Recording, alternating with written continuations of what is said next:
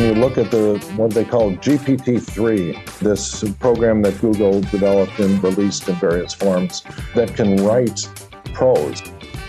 And it's very impressive, and it can do other related things that in the past had really been thought were only the province of the human mind. And they can at least make very convincing imitations of it.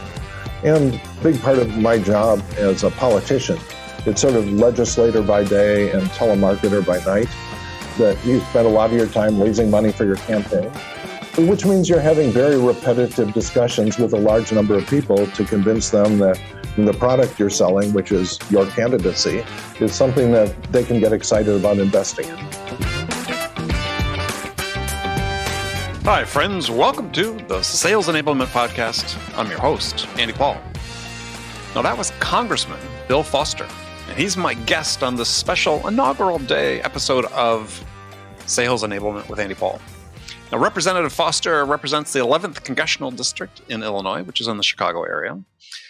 And Bill serves on the House Financial Services Committee. He chairs the Financial Services Committee's Task Force on Artificial Intelligence. He also serves on the House Science, Space, and Technology Committees. And he's chair of that committee's Investigations and Oversight Subcommittee. He also is appointed to serve on the House Select Subcommittee on the coronavirus, which is examining the federal government's response to the COVID-19 crisis.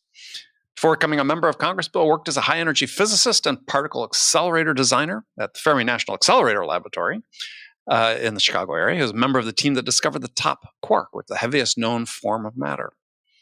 Before getting his PhD in physics from Harvard, Bill was a successful entrepreneur. The company he founded at age 19 with his younger brother now manufactures over half of the theater lighting equipment in the United States. And before that, and getting to the point of why he's on the show, Bill Foster was one of my best friends in junior high school in Madison, Wisconsin, at Van Nuys Junior High. And we were part of a gang of 4 kind of nerdy guys that were inseparable in 7th, 8th, and 9th grades. So I was really pleased when he accepted my invitation to join me on the show, and we cover a lot of ground in this conversation. From Bill's experience starting a hugely successful startup company at age 19, to working at the leading edge, very leading edge of high-energy physics, to deciding to run for Congress. And we take on some of the major issues of the day, the election, its aftermath, and the COVID-19 crisis. Now, just FYI, this conversation was recorded before the horrible events of January 6th took place. So here's my conversation with Representative Bill Foster. Bill, welcome to the show. Well, happy to be here. So how you split your time during the pandemic between Washington, D.C. and Chicago? Well, under normal times, I fly back to Illinois pretty much every weekend. But during the pandemic, getting on an airplane is a risk that you don't voluntarily take. And so I've actually been in D.C. for over a month now. After we canceled all of the family Thanksgiving activities, it just didn't seem worth it. So this little one-room apartment that my wife and I live in D.C. is getting mighty small. Yeah, well, my wife and I spent the first 3 to 4 months in Manhattan in a one-bedroom, actually a studio apartment, actually, in Manhattan, which was very close quarters indeed. That's right. Well, it's a good stress test of your marriage, right? Of our relationship. Yeah, we made it through. So, which part of Chicago do you represent? It is actually the 2nd, 3rd, and 4th largest cities in Illinois, in the form of Aurora, Joliet, and Naperville. I actually live in Naperville. It's the southwest suburbs. Got it. Okay. So a question I've been asking all my guests recently is, so what's the single biggest lesson you've learned about yourself during the pandemic? I've learned to respect the fragility of mental health of other people a lot more. Just to recognize that, just because you have felt really tough and robust yourself, to understand how fragile everything is for everyone. Yeah. That's so that's so true, and not made any easier by all the craziness that's going on around. So, for people who may have missed the intro, you and I have known each other since 7th grade, I think, in Madison, Wisconsin. That's right. So we can tell all sorts of nice stories about the truth about what each of us was like in 7th grade, if you want. Well, I think it'd be fair to sort of summarize that we were kind of nerdy. Well, I mean, that's right. Yep. Yeah, I mean, there's a gang of four of us that sort of were the gang of four. Um, yeah, we were not the big men on campus by any stretch of the imagination. Mm-hmm. Yep. And But it's still a valuable part of life. Yeah. Well, no, it was great to have, as I said, this close group. And I have this distinct memory that French class in like 8th grade or something. It was like us four and like 20 girls or something. That's right. And then there was Madame Sipperly with an exceptionally short skirt. Yes, our French teacher, who was very fashionable, very so for the day. So you just won re-election to Congress yourself. I mean, how long have you been representing this district? Well, it's complicated. I entered Congress in March of 2008 in a special election to replace Dennis Hastert, the former Republican Speaker of the House. And so this was by winning his very heavily gerrymandered district to make it safe for a Republican. And so everyone was sort of shocked when this scientist and Democrat won this seat. It actually made headlines around the world at the time. And so I held on to that gerrymandered Republican district for 3 years, lost in the Tea Party wave election in 2010, and then returned 2 years later. And so you can add it up. It's over a decade now at this point. And now you in the same district, or was it a different district that you represented the second time? It overlapped. There was between 2010 and 2012, Illinois lost a seat and the maps changed significantly. Got it. So you mentioned you were a scientist. So your career, I guess I sort of think about like two careers. Is you were a physicist, but you're also simultaneously an entrepreneur. So that's right. Well, I followed the sort of well-trodden path from theatrical stage lighting to high-energy particle physics to the U.S. Congress. Yeah, so I'm just another one common. of those typical. Very typical. Well, people, you started this company with your brother. Yeah. So when I was 19, my little brother and I started this company with $500 from my parents and in our basement. Now this was right when the microprocessor was invented. And so we had the bright idea of using this newly invented microprocessor to control theatrical stage lighting.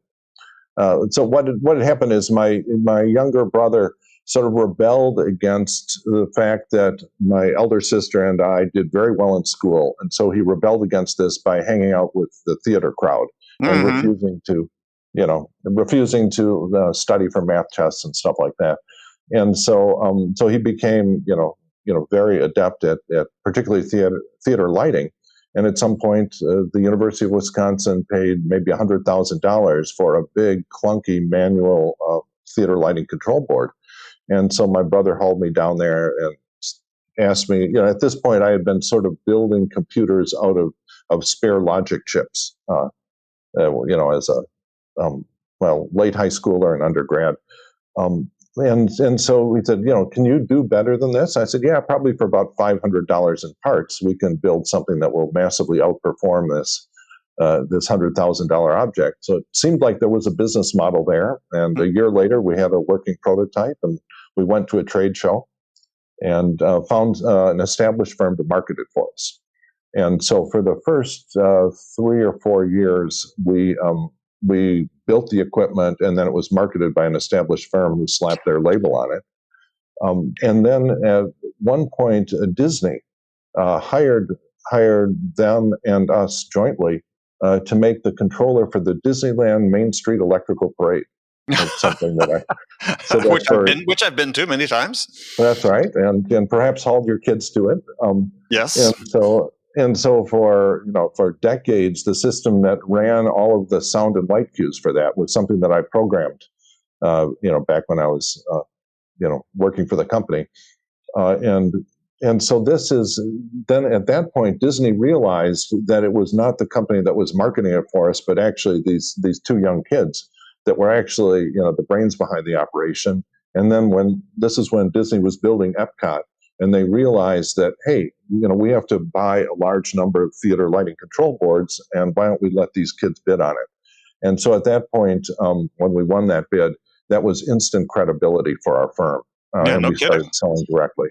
The other big breakthrough was when a major, now I don't know if I have to think carefully about whether I'm allowed to say this, but a very famous rock star used our equipment when she went out on tour. And this was another breakthrough and we got instant credibility into the rock and roll market. And very cool. Yeah, you like to think that it's the quality of your equipment, but in reality, it's the reputation that you get from association that's so important in business. So this company still exists today? Oh yeah, it's got about 1,200 people, and it's well, after we had our first order, we started out in our basement, and then Dad kicked us out of the basement because we were making too big a mess. So we moved up to my bedroom. And then when we got our first order, we moved to a little metal shed in a cornfield. And now it's a great big building in a cornfield with about 1,200 people. I actually no longer own it. When I went into politics, I had my partners buy me out. Got it. Because I just didn't want to be casting votes that affected my net worth. Right. Interesting. So how then did you get from there to getting your PhD in physics at MIT? But Harvard. But it was a... Oh, Harvard. Okay, I'm sorry. Yeah, Harvard. So, I had always... there's an almost universal experience that most physicists have, which is that they go and say, they realize that, they look around at their class and they think, I'm maybe the smartest person in my class. And then you look around and you say, maybe I'm the smartest person in the world. And so, Mommy, Daddy, who's the smartest person in the world? Well, it's Albert Einstein. Okay. And, well, then what? Albert Einstein, what does he do? He's a physicist. Oh, well, I'm going to be a physicist. The real applied physics that's very important when you're growing up is to build explosive devices, homemade explosive devices, which is also a nearly universal experience among physicists. To work on weapons. You can go off and work on the Manhattan Project and related things if you really get into that. But for me, it was like many kids, it was just doing various things that are currently pretty heavily illegal. It's one of the tragedies that, the Unabomber kind of wrecked that. It used to be a very good bonding experience. I remember my grandfather had, very advanced technology that he transferred to us. And I realized that you probably can't do that to kids anymore. And so the technology was unfortunately lost. Right. But with that aside, so I'd always, had a love for physics. It's one of the things where you actually have complete control over what's right and what's wrong. It's not like politics where you can never really do controlled experiments and say, well, what happened if we would have done something differently? What would have happened?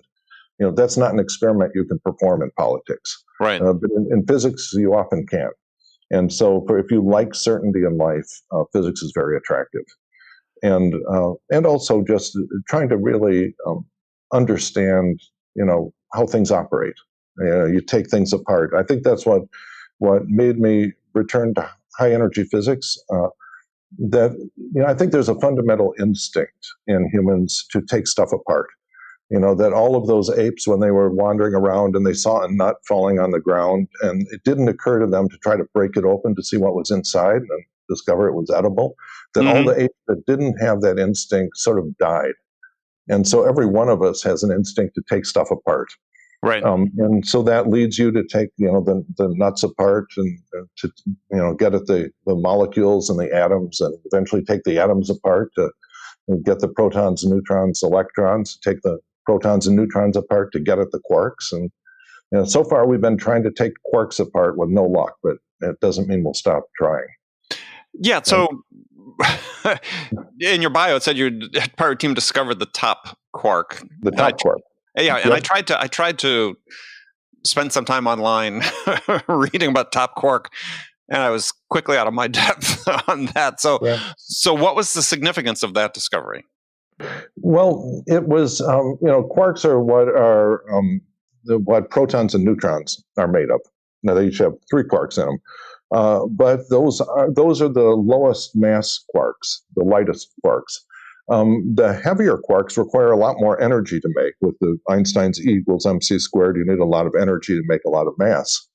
And so these very heavy quarks can only be made on giant particle accelerators.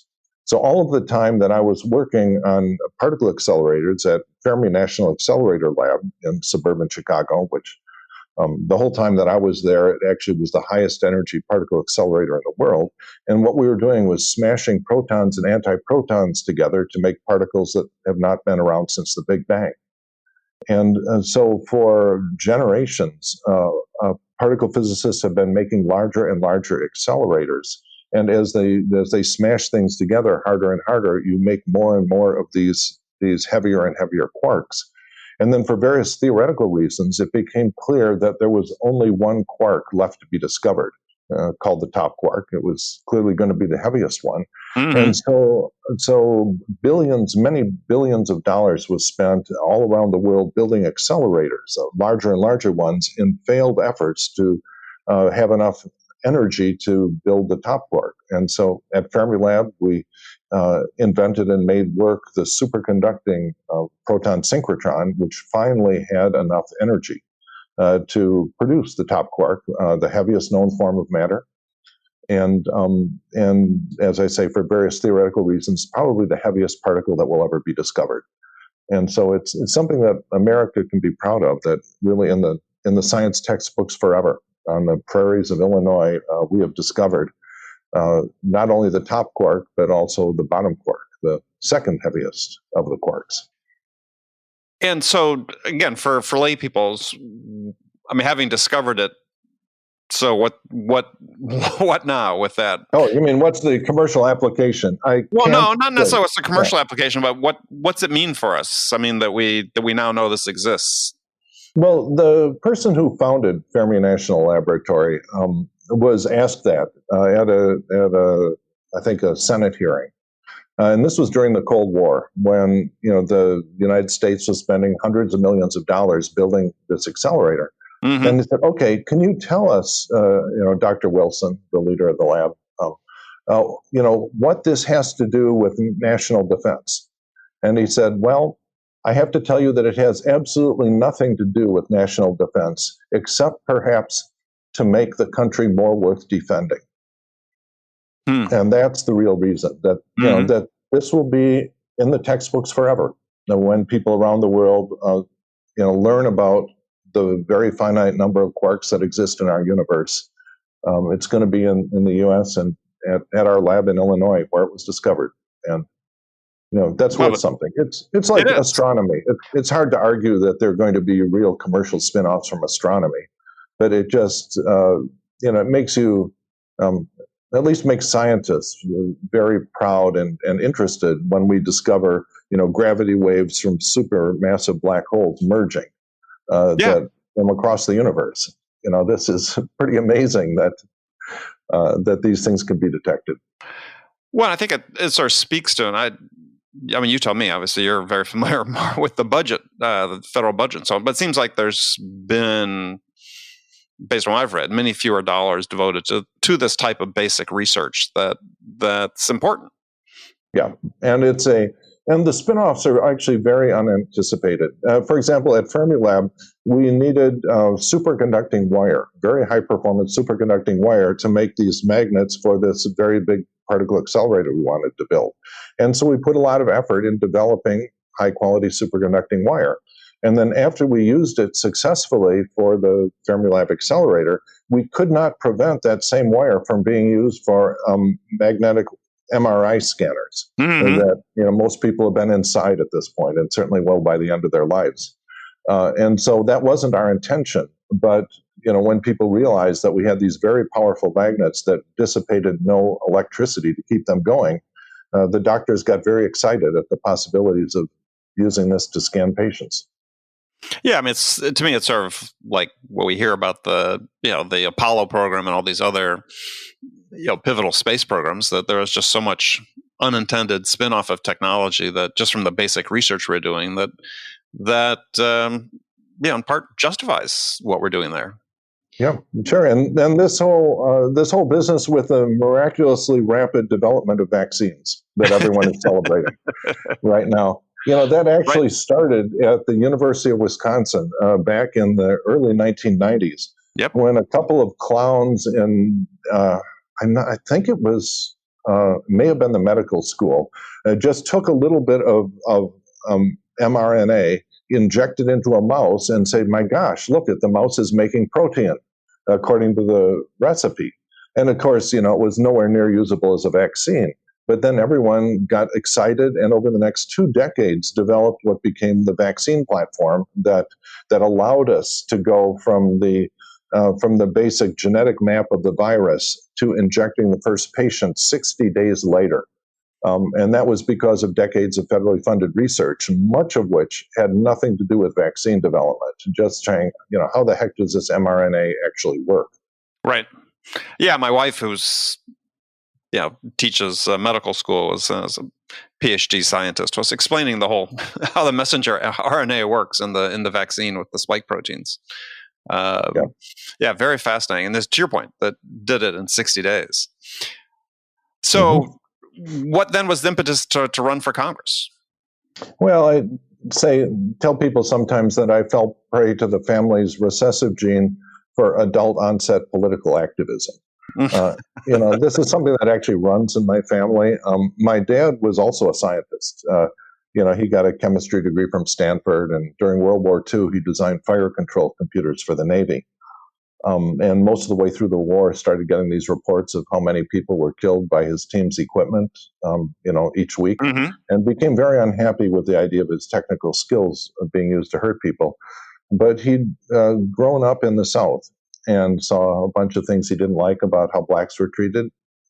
And he saw the civil rights movement as the moral challenge of his generation. So he left his career in science and became a civil rights lawyer. He ended up writing much of the enforcement language behind the Civil Rights Act of 1964. Wow. One of the biggest steps forward for human rights in our country's history. And so it was actually reading his papers after he passed away, about 20 years ago now, that I started thinking about this fundamental question of what fraction of your life you spend in service to your fellow man. This is a question that every one of us has to answer.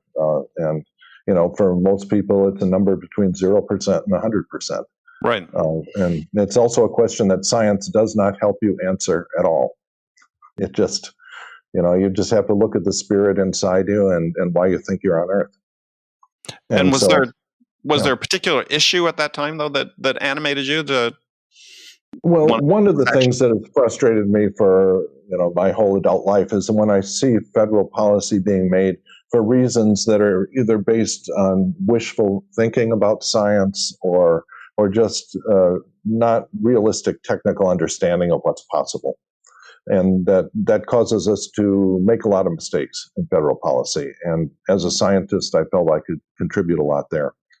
If you just look at climate policy, there are many, many ways that we can spend money to try to mitigate carbon emissions, and some are much more effective than others. And so it's really, our duty is in public policy to make sure we spend money on the ways that are most efficient. Where the basic figure of merit is the number of tons of carbon dioxide mitigated per dollar of federal tax money. And it's a very cold-blooded analytic way of looking at it, but it has to be the starting point when we decide how we're going to fix this. And that currently is not the standard, I take it. No. Well, it's sort of a funny thing because most things that are proposed are a mixture of job creation and carbon dioxide mitigation. And so they're a combination of, there's a number of jobs created per dollar, and which is a metric that you look at, and the other one is the amount of carbon dioxide mitigated per dollar.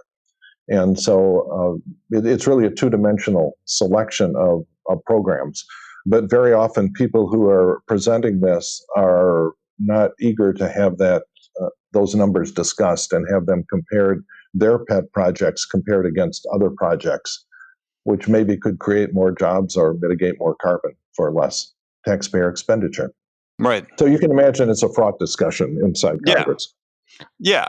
Well, yeah, like most of them, I imagine. So you sit on the House Select Committee on coronavirus. So, here we're recording this, sort of halfway between Thanksgiving and December. We're in the midst of the second and or third surge, depending what your reading is. So, what's your current assessment of the situation? Well, I think there has been a tremendous scientific triumph of the creation of the vaccine and the mass production of it. As this is something that has been decades in the making. This is not, it's not a big triumph of Operation Warp Speed. In fact, long before Operation Warp Speed, Congress had allocated money and given specific written instructions to Health and Human Services to do exactly, to mass produce a number of vaccines before you knew which ones worked, so that when you determined which ones worked, you'd be ready to go. And just this week, we are ending up being a little bit disappointed that apparently, despite all the money we were given, the administration did not see fit to exercise all of its options on the Pfizer vaccine, the Right. first one across the line. And despite the fact that we've given them more than enough money to do this, they somehow decided that they didn't like the fact, perhaps, that the Pfizer vaccine was developed by a couple of Turkish immigrants in Germany. Not exactly good old Americans like we like to celebrate in politics sometimes, but that was the first one developed. And so perhaps for that reason, or perhaps for other reasons, looks like we're not going to be at the front of the line to get large numbers of doses early of the Pfizer vaccine.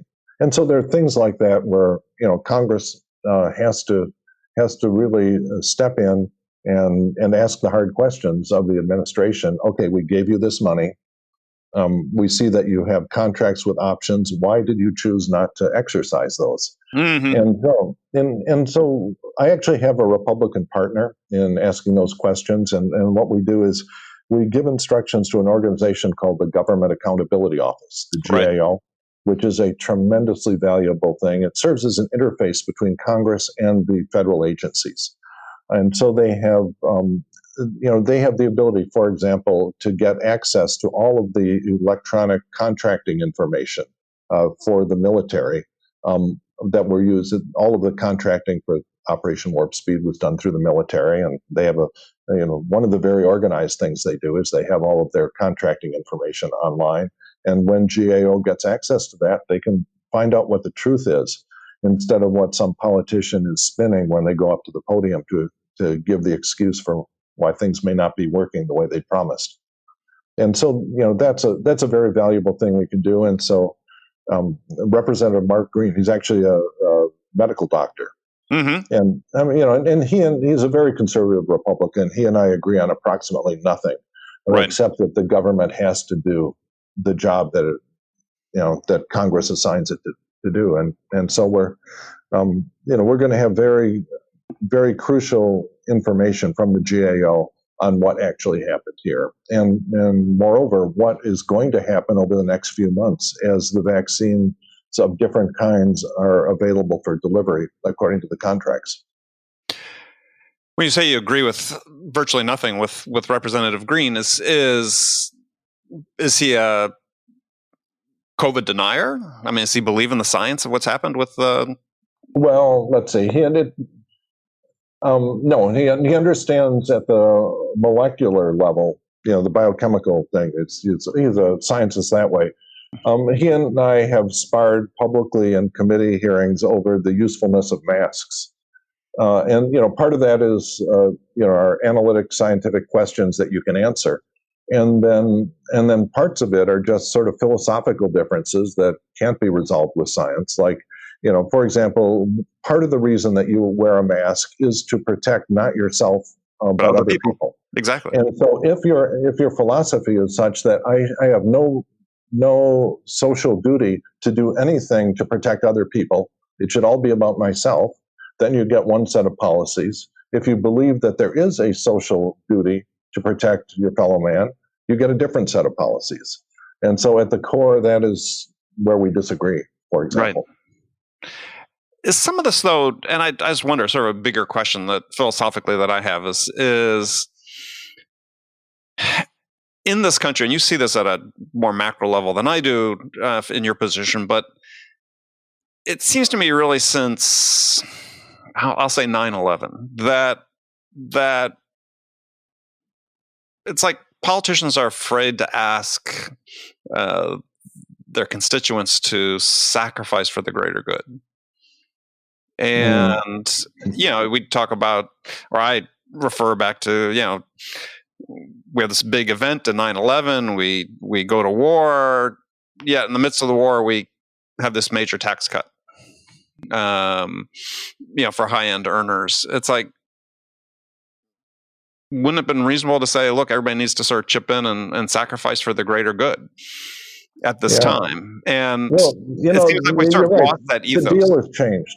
Yeah, you're right. The social deal has changed. I remember when I was starting my company, my brother and I knew that if our ship ever came in and our company became as big and successful as it is right now, that we would be paying top, marginal tax rates. I think at the time they were up near 90%. Yep. And that only applied once your company had become big and successful.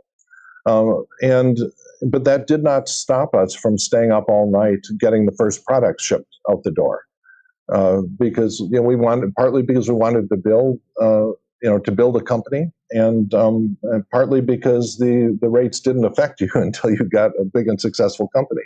But in return for that, we got very good educations courtesy of the taxpayers of Wisconsin.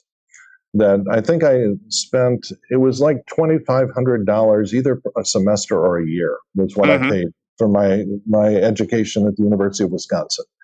And I was able to pay that with a part-time job and a summer job, and escape without any debt.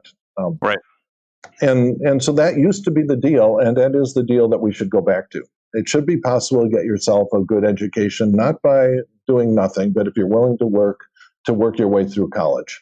Right. And in exchange for that, and that was very heavily subsidized by taxing wealthy people in Wisconsin. And so one of the tragedies of recent history is that, for various reasons, the public has been convinced that taxing wealthy people is actually somehow bad for the economy.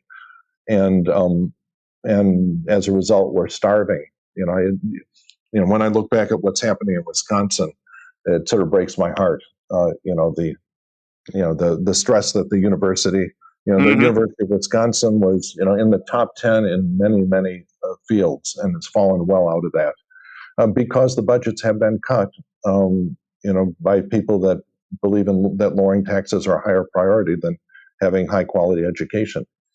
I had long discussions with my brother about whether we would have actually started and kept our company in Madison, in suburban Madison, where it's run, if we did not have the steady stream of very well-educated kids to hire into our company, because that was the thing that kept us in Madison. It's not a natural place to make theater lighting.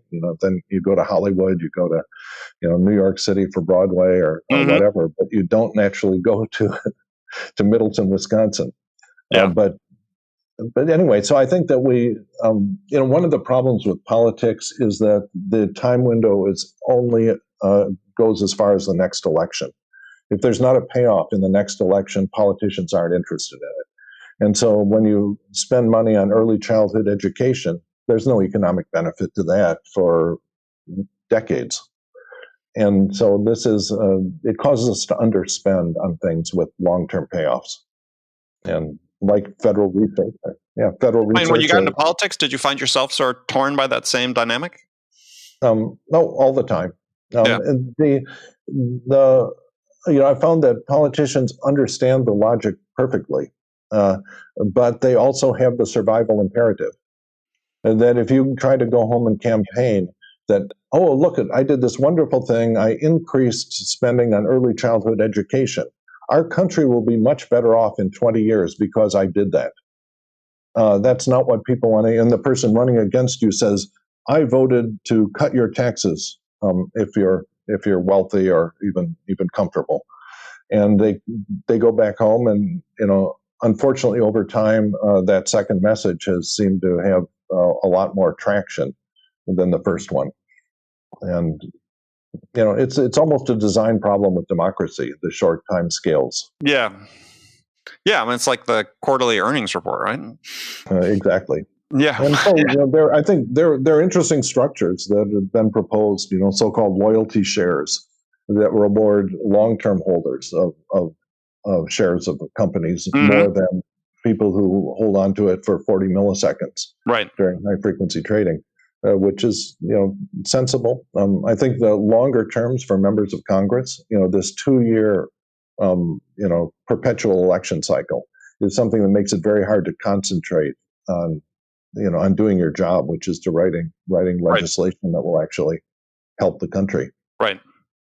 Well, you also chair a Taos task force on artificial intelligence. So, speaking of these things, that's hard to go back and perhaps sell to your district. So what's the function of the task force? And I ask because the company that owns this podcast is deeply invested in artificial intelligence itself. Oh, sure. Well, I guess I'm probably the only member of Congress who actually is an AI programmer. When I couldn't stand it about 2 government shutdowns ago, when a certain senator who will not be named was reading Dr. Seuss overnight as the government was shut down. Right. And what I did, I just can't stand it. I have to think about something else. I went and downloaded the tutorial for TensorFlow, which is Google's open source AI engine, and worked through the tutorial on it.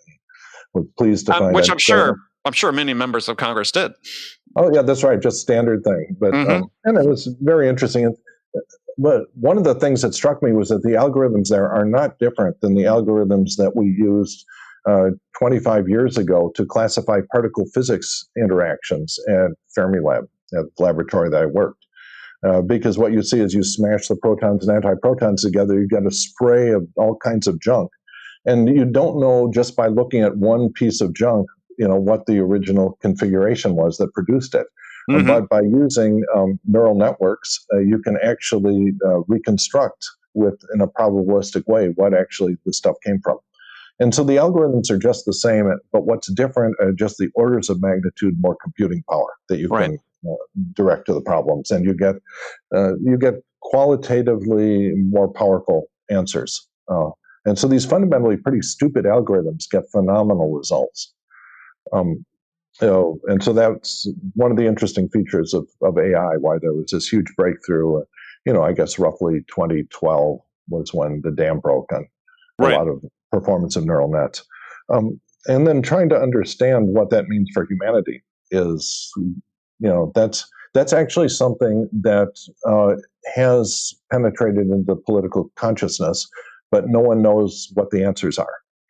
I started explaining this, back when I saw the huge breakthroughs around 2010, 2012 in AI, realized that, this was just going to be very disruptive to people's jobs, that almost everyone who's staring at a screen all day has their job at risk, which is a lot of high-paying jobs. It's not just, factory jobs where they're using your body as a machine.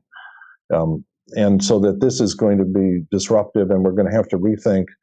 Often it's called the future of work, but as much as that, it's the future of compensation.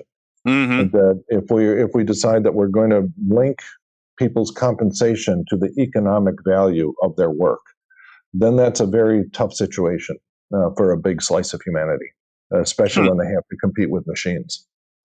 Well, I think it seems to be true even at sort of the blue collar level. I mean, I think the single largest employment category, or one of the single largest ones, is truck drivers, and with AI driven autonomous vehicles, there's a huge dislocation. Long list of things, and some very well written. I think the second machine age was the first one that I think the book that laid it out most clearly to me. That said, okay, these are all the arguments that I'd seen bits and pieces, and it put it all in one place. And really forces you to we're going to have to rethink the economy. Everyone's kind of familiar with the old science fiction plot where there's one person who owns the robot factory, and no one can compete in any job for the robots that are built by the robots in his factory. And the problem is we're within spitting distance of that. And whether that one person ends up being Jeff Bezos or Elon Musk, it's sort of a second order question. Right. But the point is that most ordinary jobs will be at risk from AI.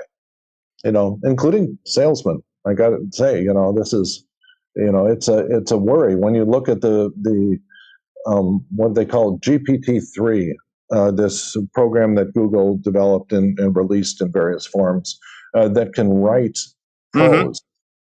And it's very impressive, and it can do other related things that in the past had really been thought were only the province of the human mind.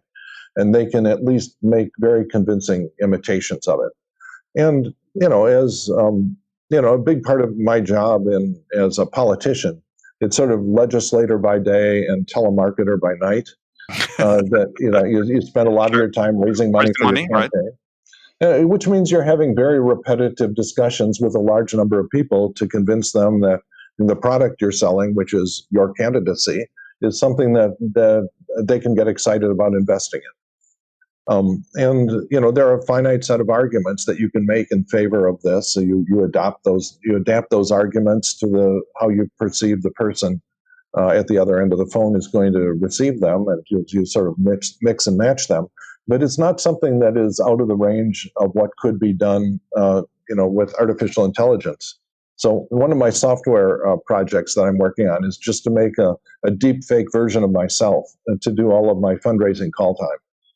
So I can just, have this thing dial out, and people won't be able to tell that it's not really Bill Foster on the phone asking him for money for the campaign. Well, we'll have to hook you up with our scientists. They can help you with that. We make the leading dialer. So that's right. And so just with enough data, you can actually do a very good job of this. I'm the people that sort of supervise me as I'm doing this, the people staffing me, where we discuss and we summarize the discussion at the end of this, they get a pretty good feeling for what types of people are most productive to have me cold call. Sure. And so that over time we've decided that some of my most productive people to call are university professors and scientists who end up being very excited about supporting, the only PhD scientist in the U.S. Congress. And for many people, you introduce yourself that way, and that's the end of the negotiation. They say, okay, where's your campaign website? I want to give you some money. Right. And so as a result, there are various groups that look at, which candidate gets money from the oil industry or the shoe industry or, you name it. And then they look at this guy Foster, and he raises far more money from scientists and academics than any other member of Congress. And so and then they ask me about this, what's going on here? I just tell them I'm deep in the pocket of the scientific truth lobby. So, this is something that artificial intelligence, this was done in discussions with my staff and me, gradually discovering that it's very productive for me to cold call university professors. Yeah. But this is also a pattern that could be sensed by rather simple artificial intelligence. Yes. And it actually sort of is already in the commercial world. We'll offline. We'll talk about that. Yep.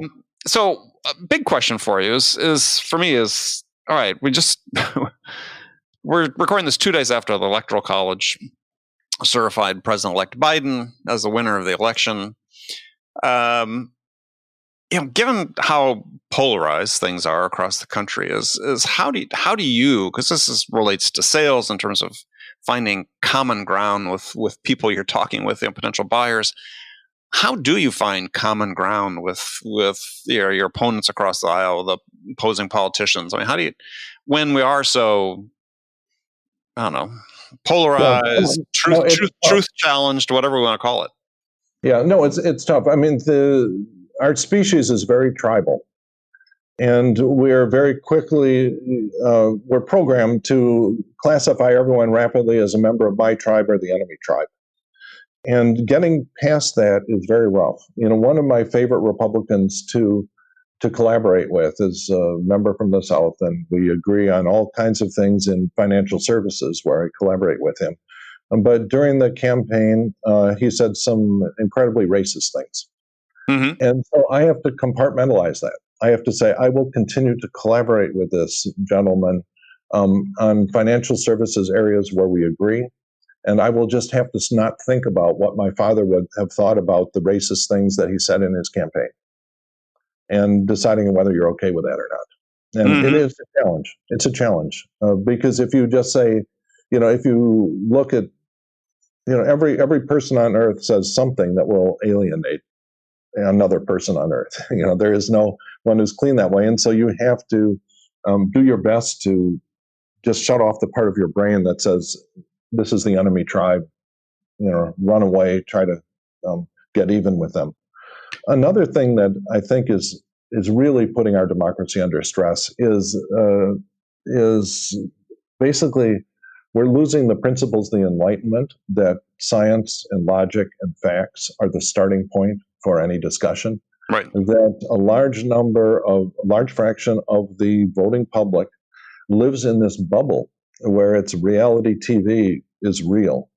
They think of our current president as someone who's very, a very decisive leader and so on, based on his reality TV persona, without understanding that this did not come from any proven ability to govern or even to run a business well. And so this is this is a problem.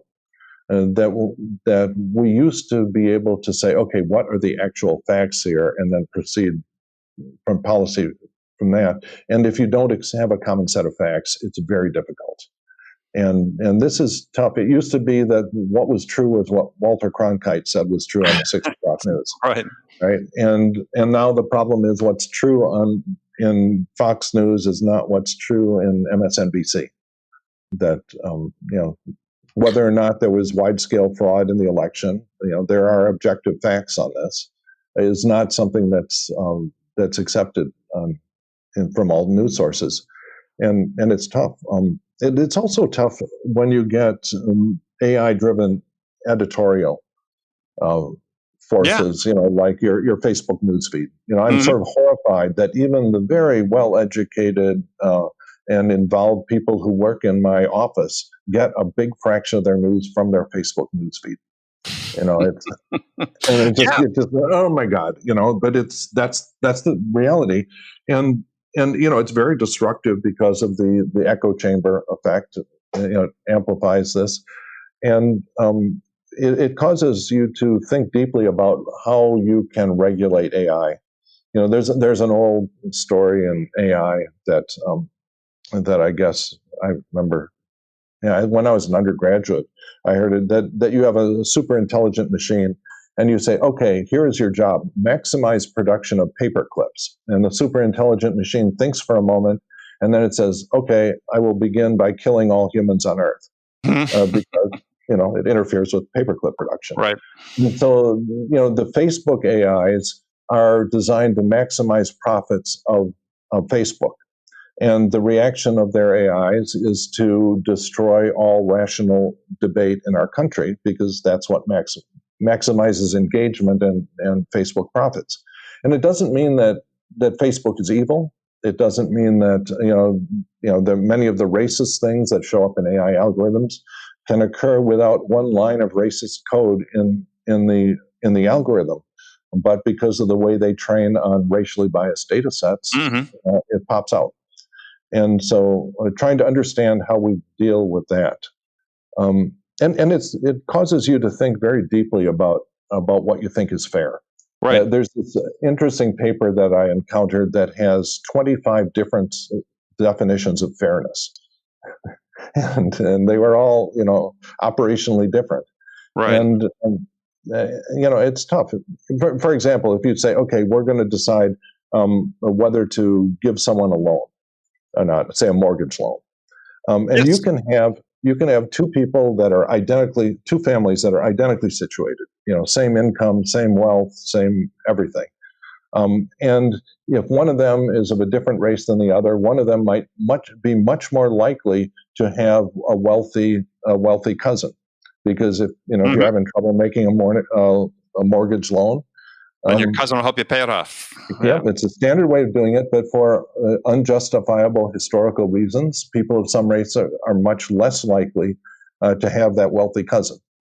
And so that if you tell your AI algorithm, do not look at the race of the loan applicant, it will very rapidly, but you can look at anything else, it will very rapidly come up with proxies for race. Yep.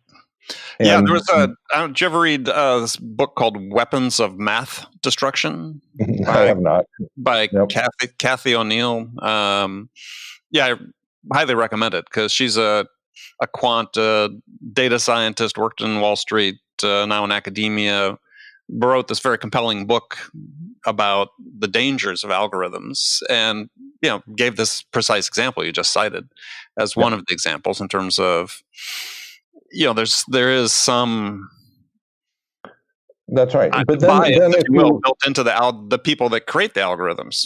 Yeah, and so then if you, as a legislator, say, okay, I'm going to make a rule that on average you have to treat people of all races equally, just by testing your algorithm afterwards and making sure that the rate you quote people of all different races are the same rate, then very rapidly you will encounter some startup that does, we have improved our neural net algorithm, and we've identified a class of people that can be better served with our algorithm, and we can quote them a better rate. And then you say, okay, who exactly are these? And they say, well, there are a variety of people, but most of them are white males. Okay, and so then you're faced with this issue. Okay, so if I approve their business model, you go and so then they've introduced a product that helps everyone, but it helps some people more than others. Right. And is that fair or not? It's like the experiment that they sometimes perform with undergraduates, where they say, okay, here's the deal. We will give each one of you $100, but we will only give you $10. Do you accept that deal or not? And if you're a rational person, you say, of course I accept that deal, because I have $10 more than I had. Right. But 99% of humans say, hell no. I'm not going to take that. Why should I settle for 10 when everyone else gets 100? I'd rather everyone gets 0. And it's a famous example of the fact that we're objectively not rational people. And it shows up I'm sure it shows up in sales and spades. Yeah, we talk about that all the time.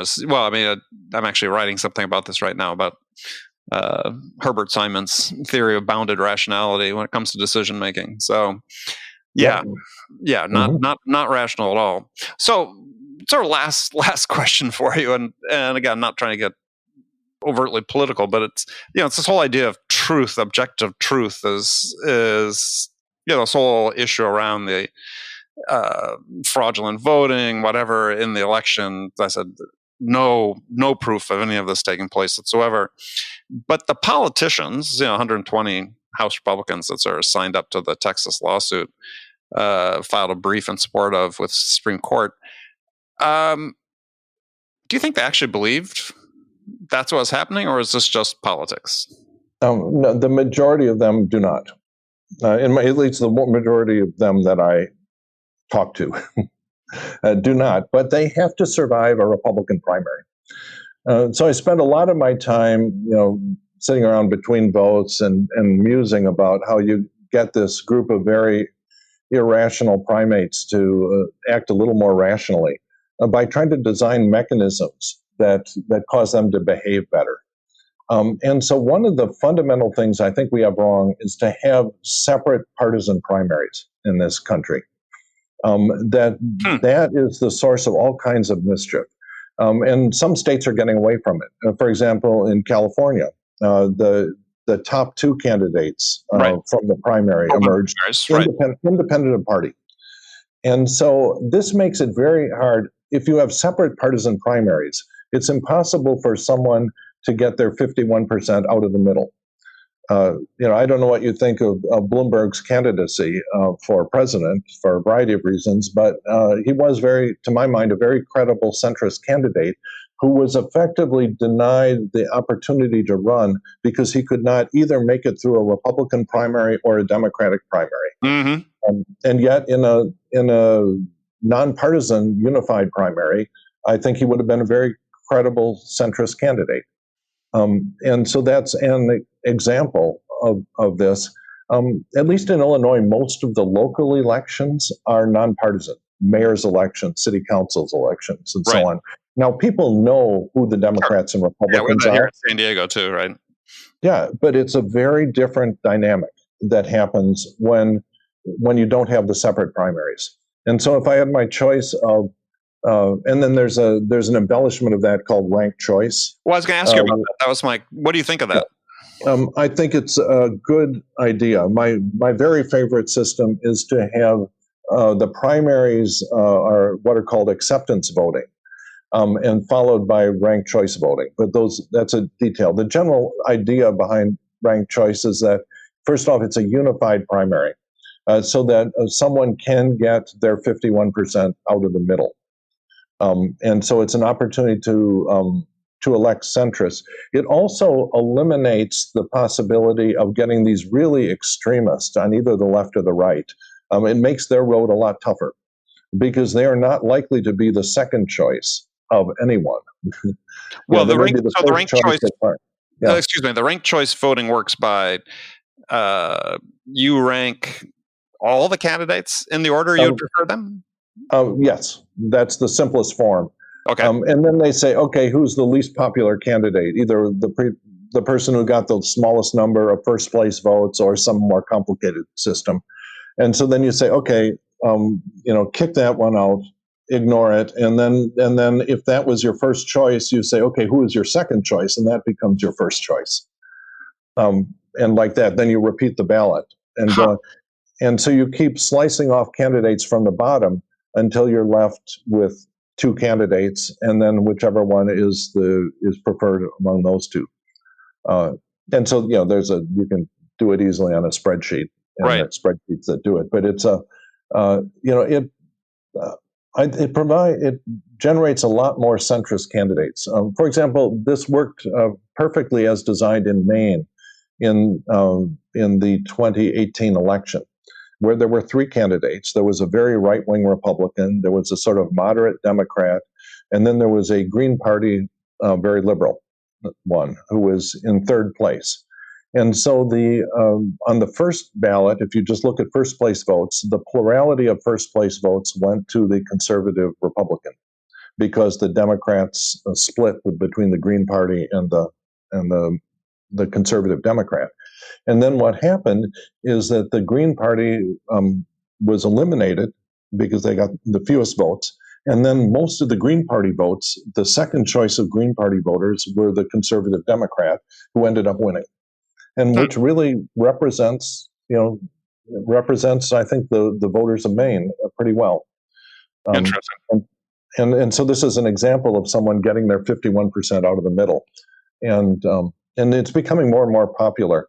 The other aspect of this is that a lot of the political machines get their power from the partisan primaries. You get these very light, very small turnout primary elections that if you have a political machine, you can go and swamp the small number of votes that get cast there. And in fact, a lot of centrists say, I don't want to vote in either the Democratic or the Republican primary because I'm not a fan of either one. Right. Whereas if there was a system where a centrist had a reasonable shot of winning, they might actually show up and vote. Well, it's an interesting point as you keep talking about the centrists, is that it seems like, getting back to the election and sort of public discourse, it does seem like the middle has vanished to some degree. And you see that all the way through Congress. When we're striking these big deals in Congress, it is always a small number of the leadership that are in the room where it happens and the final deal gets struck.